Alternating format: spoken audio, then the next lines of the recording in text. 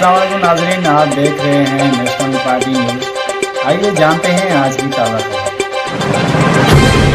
خبر شامل کرتے ہیں۔ نیشنل پریس کلب اسلام آباد میں بلوچ طالب علم کا احتجاج، جس پر اسلام آباد پولیس کی جانب سے لاٹھی چارج کیا گیا۔ اس حوالے سے گفتگو کرتے ہیں ہمارے ساتھ موجود مہمان، نیشنل پارٹی کے صوبائی ورکنگ کمیٹی کے ممبر اسد غنی بلوچ سے۔ جی اسد غنی بلوچ صاحب، اسلام آباد میں بلوچ طلباء کا اپنے ساتھی طالب علم حفیظ بلوچ و دیگر لاپتہ افراد کے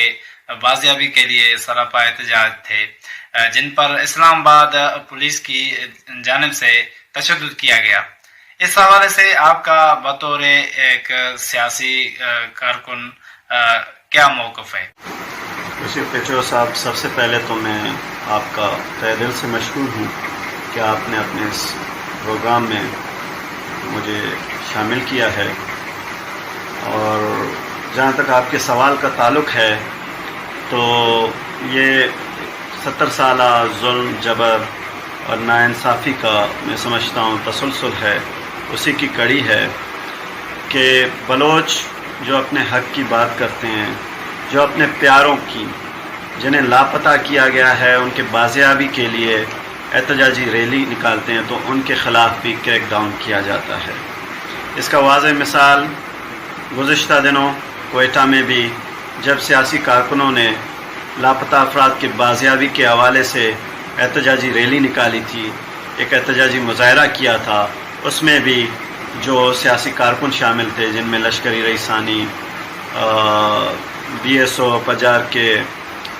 کارکن و دیگر جو بھی سیاسی کارکنان تھے، ان کے خلاف FIR کاٹی گئی۔ اسی طرح سے آج جب نیشنل پریس کلب اسلام آباد کے سامنے بلوچ طلباء نے اپنے ساتھی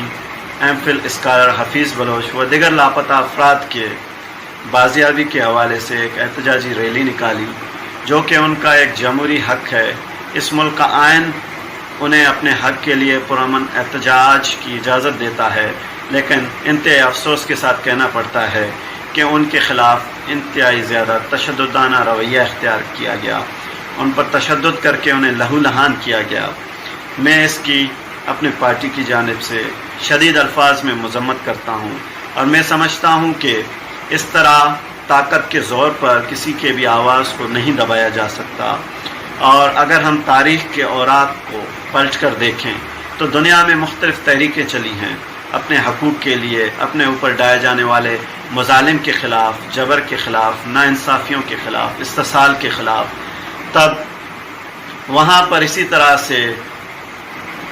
ظلم اور جبر کے جب پہاڑ توڑے گئے ان کے آواز کو دبانے کے لیے، تو ان تحریکوں میں مزید شدت آئی، مزید ان تحریکوں میں وسعت آئی۔ اور میں سمجھتا ہوں کہ یہاں پر بھی حکمران ہوش کے ناخن لیں،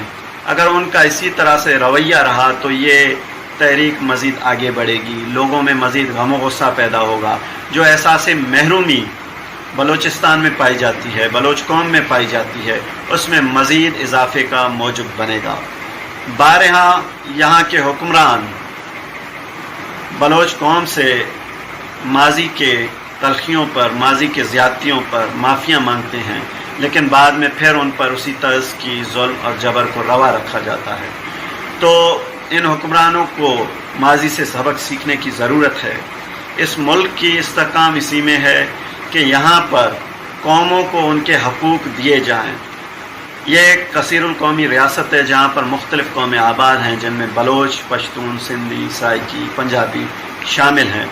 جب تک ان قوموں کے حقوق کو تسلیم نہیں کیا جاتا، ان قوموں کو تسلیم نہیں کیا جاتا،